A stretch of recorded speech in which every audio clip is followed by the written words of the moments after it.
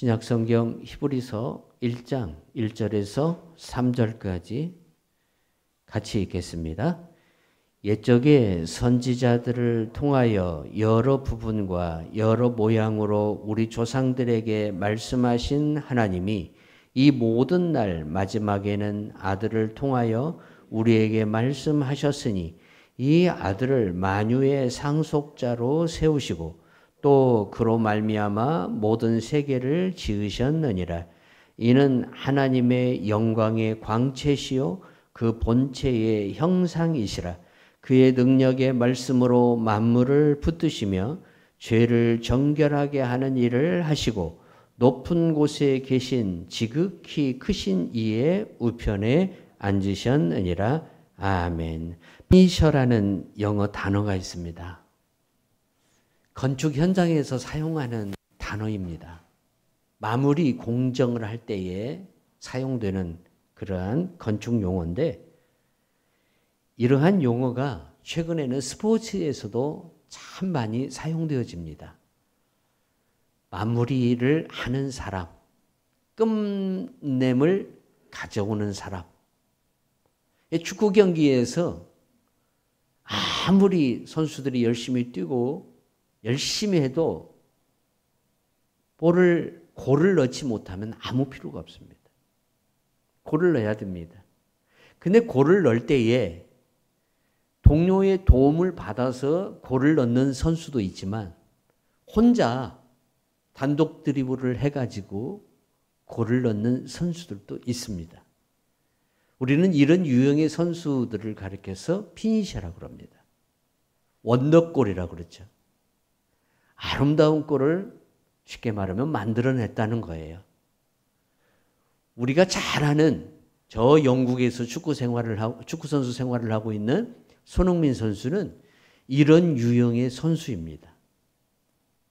참 대단한 선수예요. 우리 동양인, 특히 우리 한국 사람으로서 그렇게 세계적인 리그에 가서 선두 1등, 2등, 3등 안에 들어간다는 것은 정말 기적이나 다를 바 없는 그러한 모습이라고 볼 수 있어요.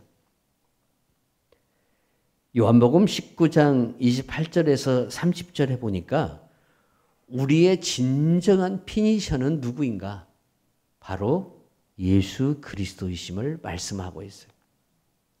예수님은 축구 경기에서 뛰는 선수로 한다면 원더골을 만들어내는 선수이기도 하고, 또 내 동료에게, 팀 동료에게 골을 넣을 수 있도록 어시스트를 충분하게 해주는 그러한 유형의 선수라고 볼 수 있어요.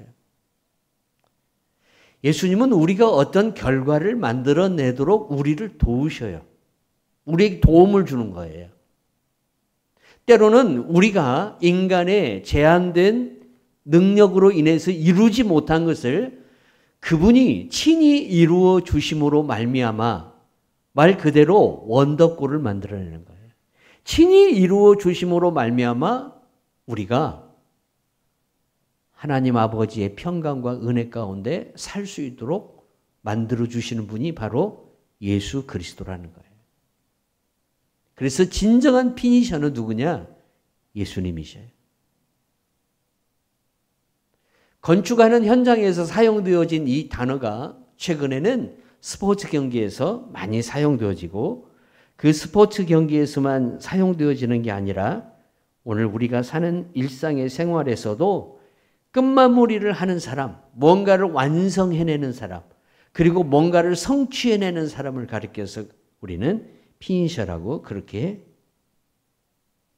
말을 하고 있습니다. 우리나라 대기업 1세대들은 거의 피니시형입니다. 누구의 도움을 받아서 기업을 이룬 것은 아니죠. 물론 정부의 도움이 있겠지만은 대체적으로 그분들은 다 자기가 손수 시작을 해가지고 그 엄청난 기업을 이룬 겁니다. 그래서 이런 분들을 가리켜서 피니시형의 사람이라고 이야기하죠. 그러나 그분들 세대가 이제 다 지나고 1세대의 사람들 중에 지금 이 땅에 남아있는 사람은 단 한 사람도 없습니다. 우리나라에 유명하다고 하는 기업의 지금 오너들은 다 그 다음 세대 사람들이죠. 그런데 그 다음 세대에 이르러서는 피니시형으로 기업을 운영할 수가 없다는 거예요. 혼자 독자적으로 어떤 결과를 만들어낼 수 있는 시대가 아니에요. 이 시대는 유기적 관계가 매우 중요하게 작용하는 시대예요. 여러분, 잘 알지도 못하는 나라에서 바이러스가 발생하면 그 바이러스가 우리와 아무 관계가 없음에도 불구하고 불과 한 달만 지나면 대한민국 땅에 그 바이러스가 발병합니다. 그만큼 세계가 유기적 관계 속에서 이렇게 네트워크가 되어 있다는 사실이죠. 그래서 지금은 상호간의 유기적 관계를 잘 맺는 사람이 또한 그 유기적 관계가 조직적으로 잘 형성이 된 기업이 성공할 수 있는 확률이 매우 높습니다. 혼자 성공할 수 있는 확률이 적습니다. 혼자 만약 이 시대에 뭔가를 이루고 결과물을 만들어내고 성취를 한다면 그 사람은 경이로운 사람입니다. 정말 경이로운 사람이에요. 지금 시대는 상호간의 도움이 없이는, 상호간의 어떤 관계가 없이는 뭔가를 이룰 수 없는 그러한 시대예요. 그래서 이러한 시대를 가리켜서 유기적 관계가 형성된 시대라고 해서 오게닉 릴레이션십이라고 그렇게 흔히 이야기를 합니다. 관계 속에서 만들어지는 시대라는 겁니다.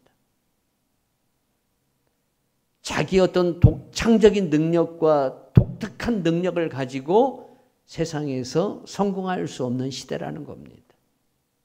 아무리 뛰어난 능력이 있어도 그것을 창출해내 줄 수 있는, 도움을 줄 수 있는, 같이 해낼 수 있는 유기적인 관계를 가진 사람들이 옆에 같이 있을 때에 성공할 확률이 매우 높다는 거예요. 그래서 기업들이 젊은 청년들을 뽑는 이유가 거기에 있죠.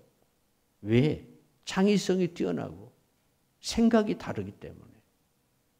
그래서 그 생각과 그들의 가지고 있는 그 내적인 기능들을 회사에 축적을 해서 회사는 부가가치를 높이는 그러한 유형의 기업들이 지금은 성공하는 기업들이에요.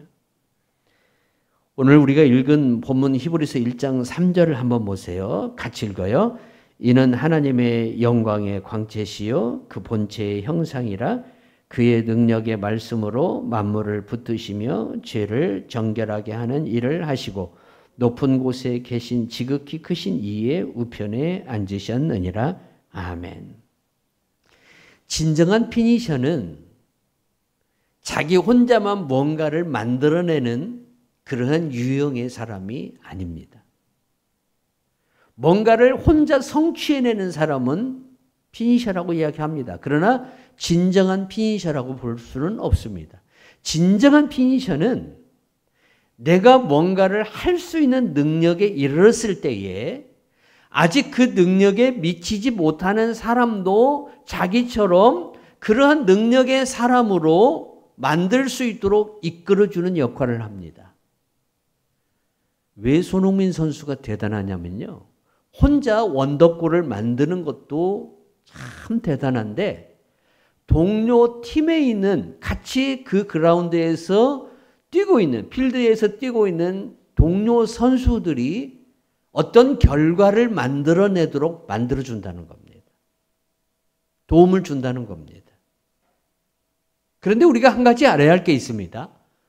아무리 도움을 많이 만들어내도 그 도움을 받은 사람이 결과를 만들어내지 못하면 도움을 준 사람의 노력은 헛것이 되어버립니다.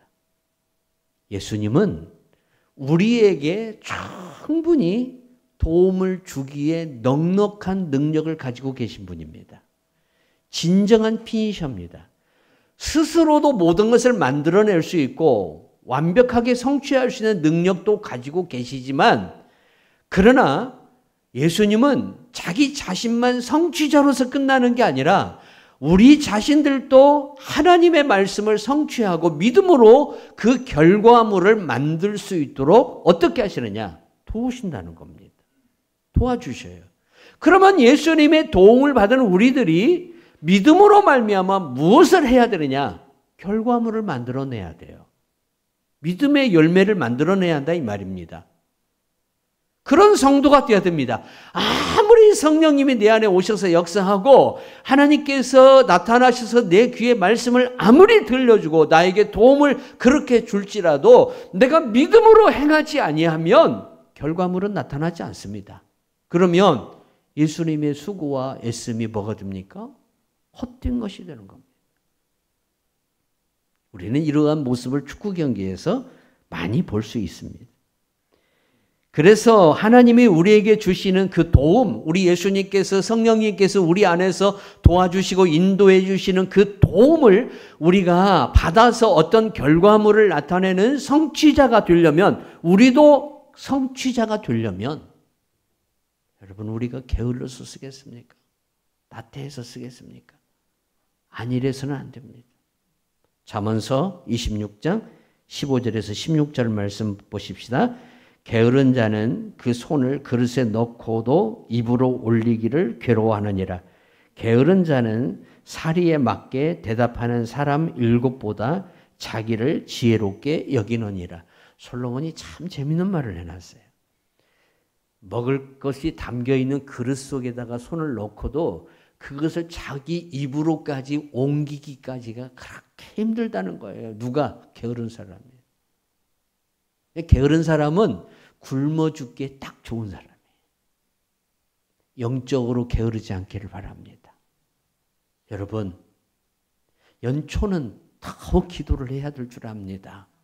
기도는 저축이에요. 쌓아줘야 할 거 아니에요? 부지런히 쌓아줘야 여러분 필요할 때 꺼내서 또 쓸 거 아닙니까? 여러분 통장에 돈이 많이 있으면 여러분이 어디를 가든 평안하잖아요. 안정이 되잖아요.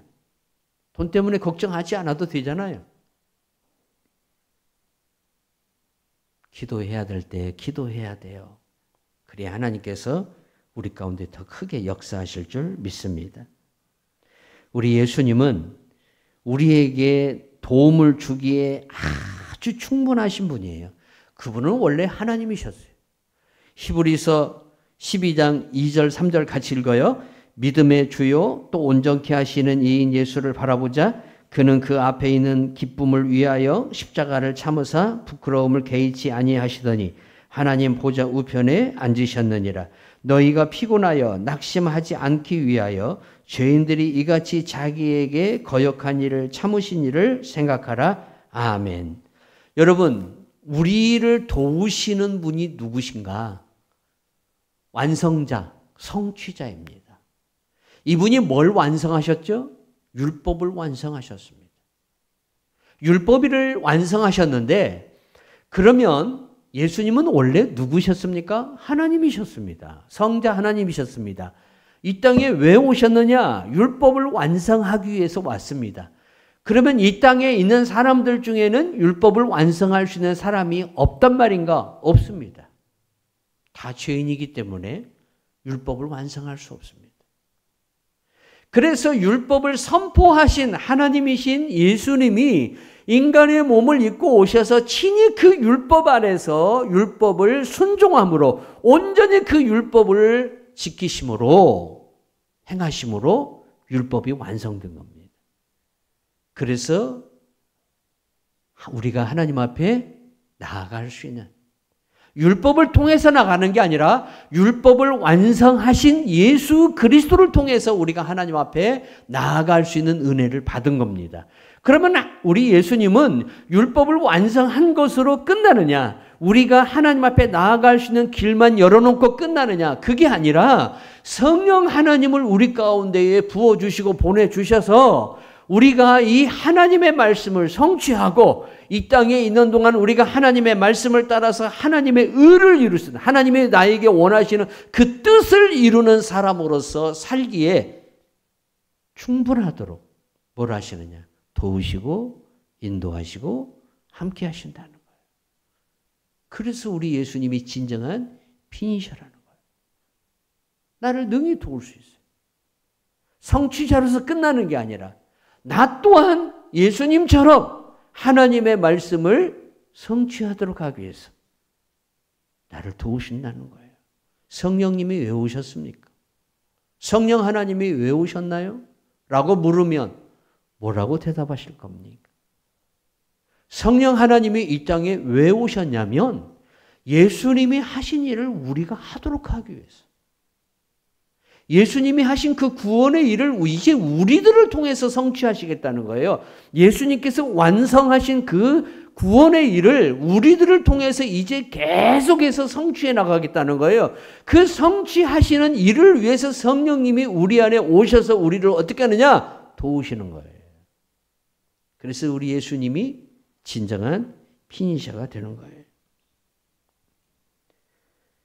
율법을 완성하신 우리 예수님은 이제 우리가 예수님이 이룩한 그 율법을 통해서 구원에 이르게 하도록 할 뿐만 아니라 이제 우리가 단지 구원받는 사람으로서만 끝나는 것이 아니고 하나님의 말씀을 성취하는 사람으로 우리를 만드시기 위해서 성령 하나님이 오셔서 우리 안에서 거하시고 우리 몸을 이 썩어지고 없어질 우리 육체의 이 몸을 당신의 성전, 당신이 거하시는 성전으로 삼으셔서 우리 몸 또한 종말의 날에 영광의 몸으로 변화되는 거룩한 영광을 부어주신 거예요.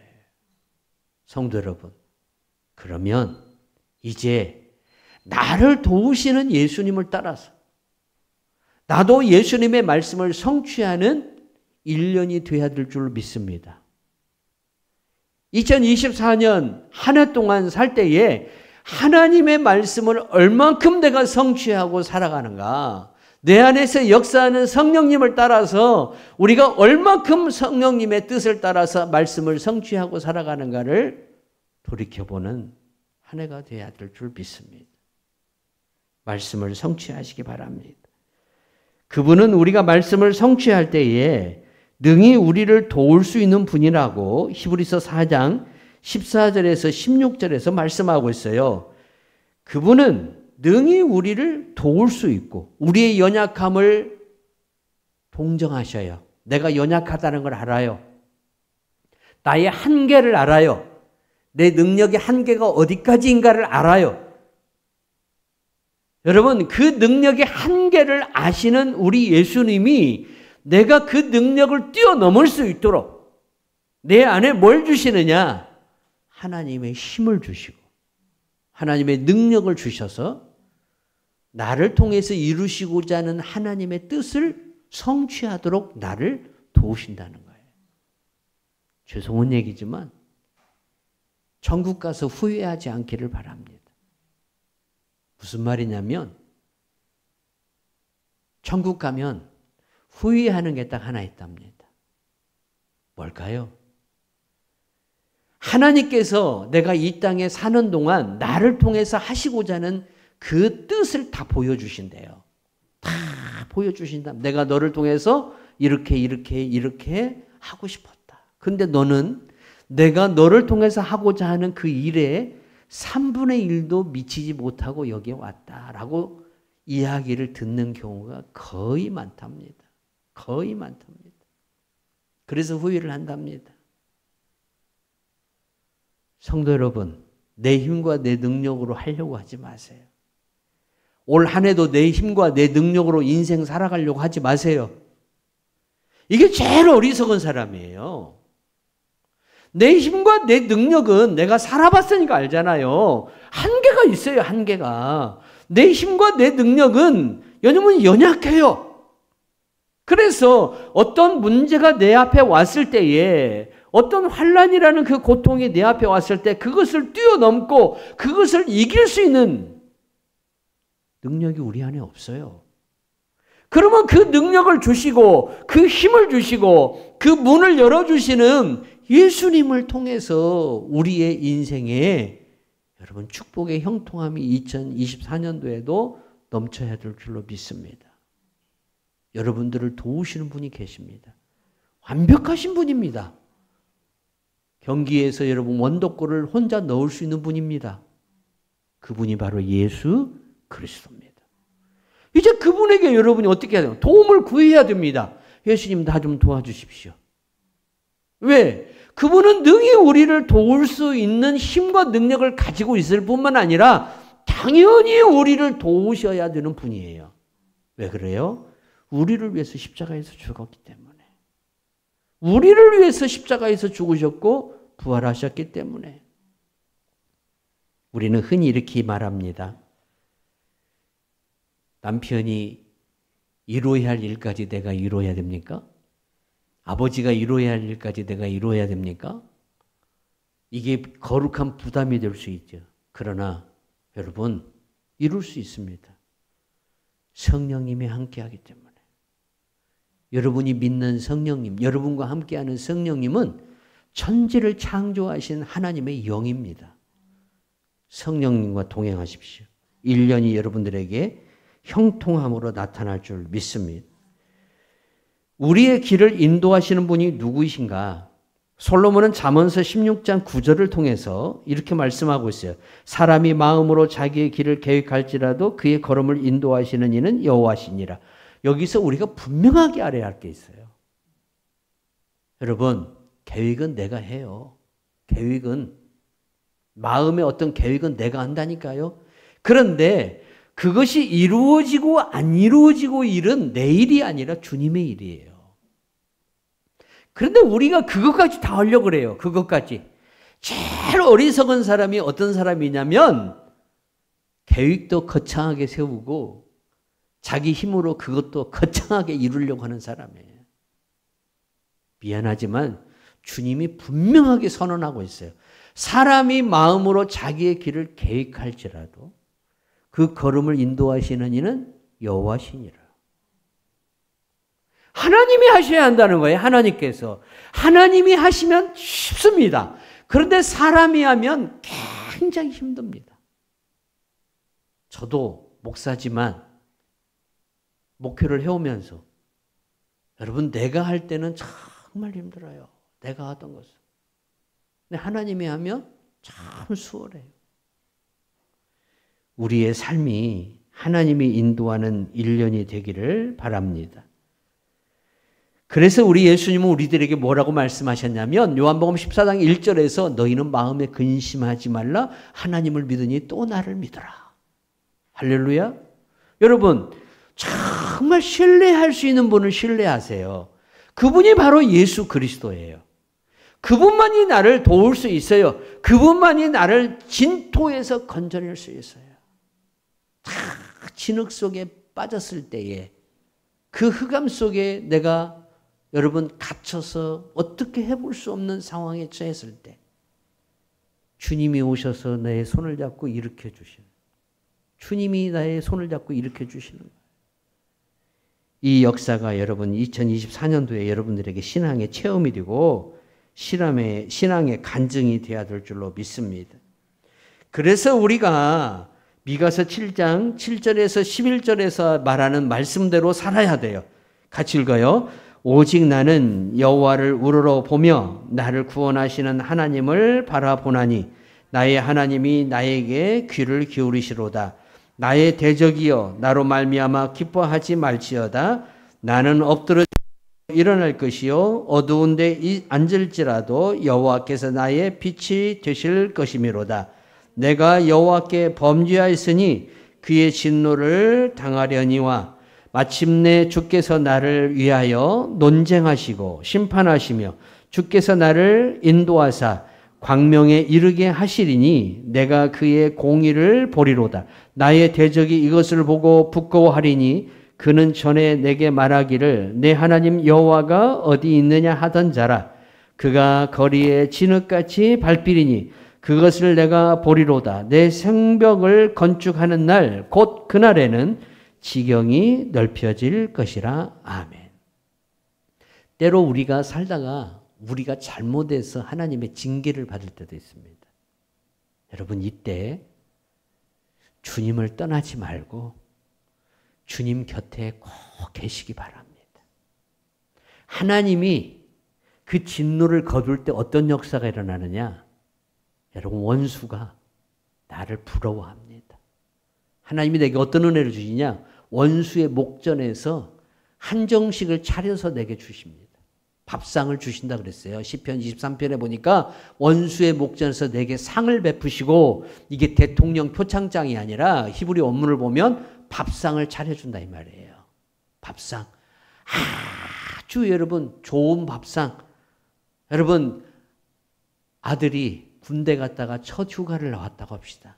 그러면 아버지나 어머니가 그 군대 가서 고생하고 온 아들에게 무슨 밥상을 차려주겠습니까? 가장 귀한 밥상을 차려주지 않습니까? 그 밥상을 원수 앞에서 내게 차려주신다 이거예요. 누가? 우리 예수님께서. 그래서 예수님 곁에 꼭 붙어 있어야 돼요. 때로 살다가 보면은 신앙의 회의가 오고, 때로 살다 보면은 신앙의 의문이 생길 때도 있고, 때로 살다 보면은 왜 하나님이 이렇게 하실지 하는 그 질문에 대한 물음표에 대한 답을 얻지 못해서 내가 방황할 때가 있어요. 여러분, 이때 방황하지 말고 주님 곁에 계시세요. 말씀할 때까지. 왜 그랬는가? 말씀할 때까지. 손양훈 목사님 이야기 제가 가끔 하잖아요. 그 따님 손명순 권사님이 하나님한테 의문을 가지고 있었어요. 아버지 죽었죠. 공산당에서. 또 큰오빠, 둘째 오빠 죽었잖아요. 여수 반란 사건 때. 그러니까 이분의 마음에는, 아니 목사 가정에도 이런 일들이 일어나나?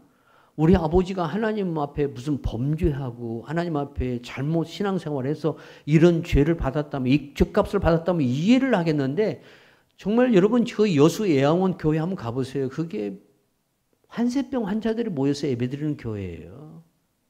그 환자들 피부에 피고름이 생기면 한소연 목사님이 자기 입으로 그 피고름을 뽑아서 환자들을 치료해 줬어요. 그런 아버지가 죽었다 이 말입니다. 그러니까 이 딸의 입장에서는 얼마나 하나님에 대한 의문이 들겠습니까?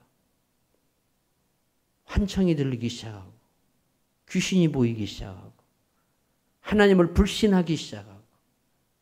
그러던 어느 날 부산의 모 교회에 가서 예배를 드릴 때, 그날 주님이 목사님의 설교를 통해서 왜 하나님이 아버지와 두 오빠를 먼저 데려가시는가에 대한 말씀을 하시는 거예요.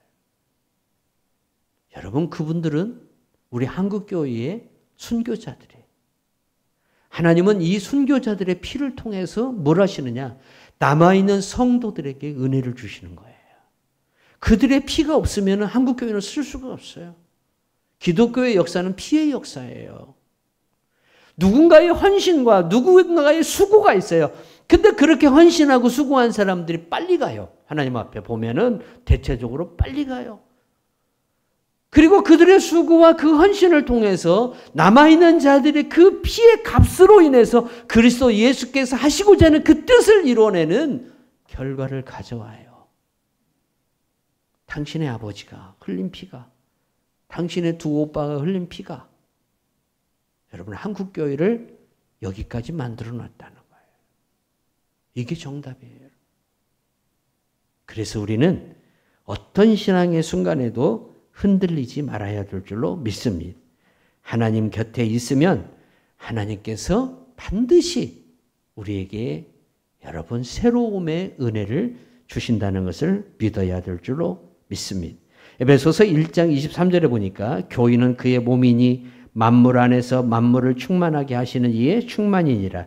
여기 에베소서 1장 23절에 충만하게라는 이 말이 헬라어로 프레로라는 말인데 이 말은 완성하다라는 말이에요. 끝내다라는 말이에요. 인생은 미완성입니다. 누가 그랬어요? 인생은 미완성이다고. 가수들이 많이 그 노래를 해요. 인생은 미완성. 그래서 설교를 준비하면서 우리나라 가수 중에 미완성이라는, 인생은 미완성이라는 이 단어를 노래 가사로 삼는 가수가 몇 명이나 되는가 봤더니 와, 많더라고요. 예상보다 많아요. 여러분 심지어 베토벤 아시죠? 여러분들이 음악의 악성이라고 하는, 이 말은 음악의 신이라는 뜻입니다. 음악의 신이라는 소리까지 들었던 베토벤이 교향곡 제10번을 남겼는데 이 곡을 완성하지 못하고 죽었습니다. 그래서 베토벤의 교향곡 제10번을 미완성곡이라 그렇게 말합니다. 이처럼 인생은 뭔가를 원하고 뜻을 이루려고 하지만 이루지 못합니다. 그리고 결국 죽습니다. 여러분, 밥에 빚지고 가는 청년이 있었습니다. 한 청년이 의사의 실수로 인해서 죽음을 맞이했습니다. 이제 임종을 앞두고 목사님을 급하게 불러서 마지막 임종 예배를 드리는데 이 청년이 뭐라고 말을 하냐면, 목사님, 제가 밥에 빚지고 갑니다. 밥에 빚지고 갑니다. 이렇게 우리 여러분 인생을 마치는 일이 없기를 바랍니다. 나를 통해서 하시고자 하는 하나님의 뜻을 충만히 이루고 여러분 우리가 천국에 가야 될 줄로 믿습니다. 그러기 위해서 우리는 우리를 충만하게 하시는, 우리를 또한 완전하게 하시고 우리로 하여금 하나님의 뜻을 이루게 하시는 성령님의 도움을 반드시 구해야 됩니다. 그래서 기도해야 됩니다. 여러분 아직 완성되지 못한 거 있잖아요. 지금까지 살아온 과정 속에 아직 완성하지 못한 거 있잖아요. 또 여러분 아버지가 돌아가시면서 아들에게, 아버지가 아들아 내가 이거 못했으니까 네가 대신 좀 해달라, 그렇게 또 뭔가 사명을 위탁받은 사람도 있을 수 있어요. 며칠 전에 충격적인 이야기를 들었어요. 여기 옆에 유명한 식당 있잖아요. 여기 백반집. 왜 돌아가셨는가? 아니 죽을 나이가 아닌데 왜 죽었나? 참 안타까웠어요. 그리고 그 말이 굉장히 충격적이었어요, 저한테. 죽은 사연이 있지만 어쨌든 갑자기 그렇게 운명하였어요. 그리고 생각해 봤어요. 하나님이 그 권사님을 통해서 이루시고자 하는 것이 다 이루어졌을까? 이 질문은 여러분 그분에게만 해당되는 게 아니에요. 우리 자신들도 마찬가지예요. 우리도 언제 어느 때 어떻게 될지 몰라요. 누구도 장담할 수 없어요. 우리의 생명은 오직 하나님의 손에 있기 때문에. 내일이라도 하나님이 나를 오라고 하면 가야 돼요.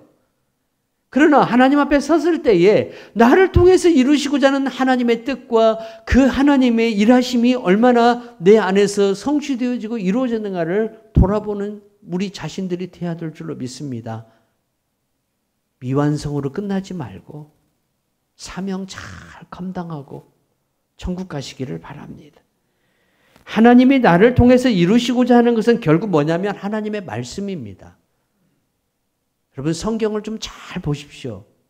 영국은 지금 비가 와서 난리가 났습니다. 저 또 북쪽에 있는 나라들은 영하 지금 50도까지 내려갔습니다.